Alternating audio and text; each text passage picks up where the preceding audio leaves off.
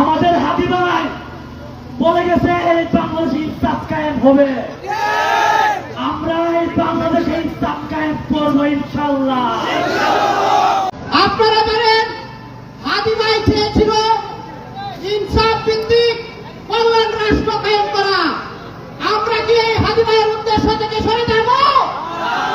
আমরা হাদি ভাইয়ের উদ্দেশ্য বাস্তবায়ন করে ছাড়বো ইনশাআল্লাহ।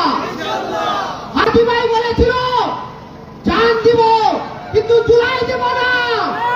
আপনারা হাদি ভাইকে এই ফেসিবাদের দূষণ মনে করেছিল।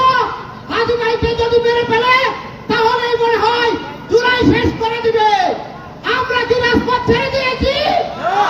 আমরা রাজপথে আছি। এক হাদিকে মৃত্যুর মাধ্যমে, এক হাদিকে গুলি করার মাধ্যমে এই বাংলাদেশ থেকে এই জুলাই নষ্ট করা যাবে না। আমরা জুলাইয়ের যোদ্ধারা এখনো আছি। আমরা হাদি হয়ে রাজপথে আছি এবং হাদি ভাইয়ের হত্যার বিচার না হওয়া পর্যন্ত আমরা রাজপথে থাকবো। আমরা তাই স্পষ্ট বলছি, যদি শহীদ শরীফ ওসমান হাদি হত্যার বিচার না হয় তাহলে বাংলাদেশে আবার জুলাই নেমে আসবে। জুলাই বাংলাদেশের লক্ষ লক্ষ জনতা আবার সেই যমুনা থেকে, সংসদ ভবন থেকে সারা বাংলাদেশ আবার খেয়াল করে তারা তাদের আজাদির সমস্ত দায়িত্ব বুঝে নেবে।